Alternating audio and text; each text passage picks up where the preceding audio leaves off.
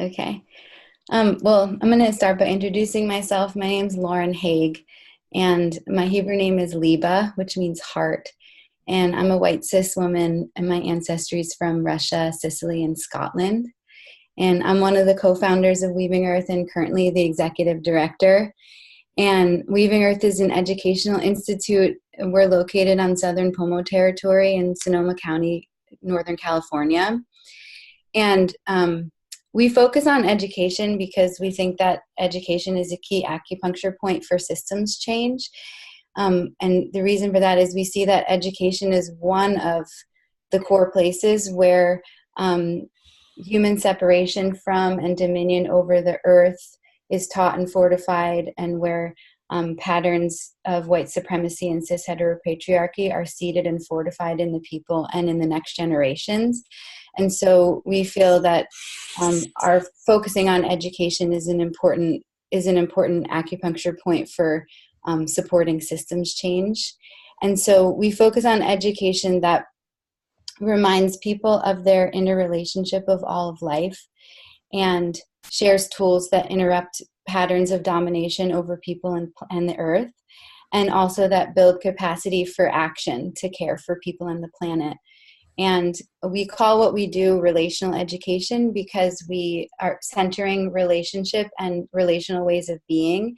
And some of the practices that we work with in our curriculum are deep nature connection, somatics, permaculture, peacemaking, leadership and equity, and prayerful action, among others. And the main program that we run for adults is called the We Immersion. We also run youth and teen programs. But the We Immersion is a 10-month educational experience that you can take for 1, 2, or 3 years. So there's opportunity to come back and embed yourself in the leadership model for the 2nd and 3rd year. And the funding request is for supporting reparations funds for Black, Indigenous, and people of color to join the program, to participate in the program. And one thing that we want to make clear, which I know it says in the proposal, that this fund, it's not a scholarship fund, and we're not assuming that Black, Indigenous, and people of color participants don't have the means to pay for the education. And it feels important as an acknowledgement that this country and capitalism in U.S. was built through slavery and white supremacy and on an attempted genocide of the indigenous people. And so then, given our collective inheritance and its relationship to displacement and disconnection, we don't want BIPOC participants, Black, Indigenous, and people of color participants, to pay for the reclamation of connection to land, nature, and place. And so that piece feels really important and part of why we're doing this. And the reparations fund itself covers their full tuition and also covers additional expenses outside of like gas and additional food expenses, also some money for one-on-one somatic coaching, and also some money that goes towards some of the emotional labor that it may take, especially as in 2nd and 3rd years as they're in leadership positions, as we're addressing all of these issues, just in acknowledgement of the emotional labor that it can take to be in those conversations.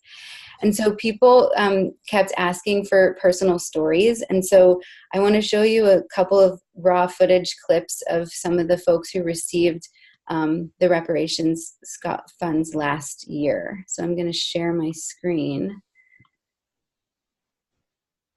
with you and show you this. I am grateful for the feeling of liberation that I now have and can tap into in moments where I feel self-doubt or fear or uncertainty. I feel more resourced because now I know that the birds are part of my family and can send me messages. I know that the plants carry medicine, and that I also have a new human family that I can connect with when I need to. I think one of the things that Weaving Earth and nature connection work has really taught me, and something I've really been able to bring home to other aspects of my life, is remembering that nothing is disposable and no one is disposable. I do not think white supremacy will What? end No. if there's not nature connection. I don't even think it won't. It will not end if there's not a relationship to the earth. It's been such an empowering and liberating experience for myself. I feel so much more resourced to go back to activism. That's the biggest bridge point that I see with nature connection and social justice. It's making it harder and harder to see myself as separate from anything and anyone else. And I think when that work is done on a greater scale, it becomes really hard to see separation or to want to harm or to want to oppress. And that is one of the biggest things I think nature connection gives back to the world. Remembering how to be in relationship and remembering how to honor and remembering that our liberation with one another, our liberation with the earth, they're all tied with one another. And if the earth ain't free, I ain't free. If I ain't free, you ain't free. If you ain't free, I ain't free. I've been in total awe at the equity work of Weaving Earth to equip the scholarships with the actual practice that it requires to make sure I am safe in the space. And not only safe, but that I'm free, that I actually feel free to be myself. With all this time I've had access to being outside, I'm getting so healed. I'm really getting so free in my spirit because I have these opportunities to take sacred space within myself and within community. So when I go back to the city or when I go back to my family or go back to my friends who aren't in Weaving Earth, I have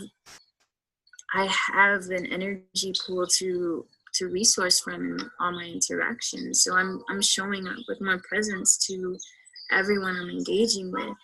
And I think one of the biggest things it's doing for me, it's giving me the opportunity to redistribute all the knowledge that I'm tapping into here.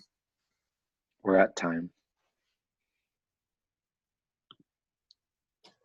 So thank you. I think just in closing, I'll say thanks for watching that. And that last point is what we're really going for, is support for the redistribution of the knowledge that they're learning here in the program. And so thanks for watching, and yeah, clarifying questions. Awesome. Yeah, I'm going to put the timer on for 3 minutes. Feel free to ask questions. Yes, Jenny. The people who are then instructors or teachers are people of color, or some, or?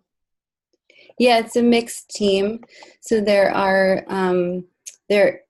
some folks who are Indigenous people. There are Black participants or facilitators. There's mixed race facilitators, and then there's white facilitators. So it's a mixed team.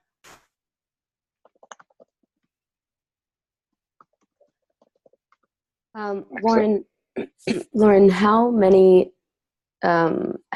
students, if you consider them students, participants will be able to engage in this process through this funding? The program itself has 35 participants in it at a time. That's kind of what we found as a sweet number. And for this year, there are 9 BIPOC participants. So that's where the funding will go to.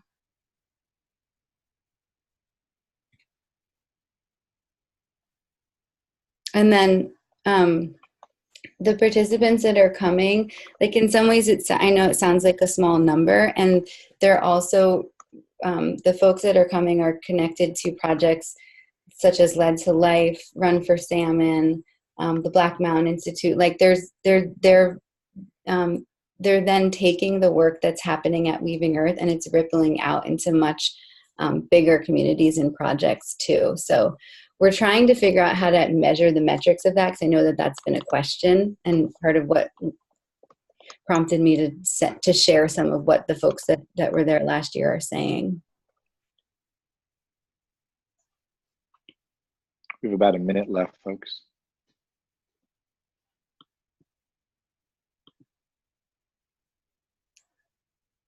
Yeah. So I saw in the proposal that you said there's like 12 different 5 to 10 day segments over 10 months. How do people deal with like getting that much time off of work and Yeah. to participate in person? Yeah, that's always the question. The way that it works is most of the sessions are 5 days and they're over a weekend. So it's Wednesday evening to Sunday. So about approximately once a month. And then throughout the time, there's 2 10-day trips where we go into like a wilderness area in quotes and study out there. And people just, I don't know, people make it work. We have had a lot of success where bosses have said if you can get your job done while doing it, great. We've had a lot of people who save up money and time and then do it. We have some folks who are also in school, so they're studying at university and then also with us. It really varies. It's definitely not easy, but people do it. Great. Thank you so much, Lauren. We're at time and we're going to move on.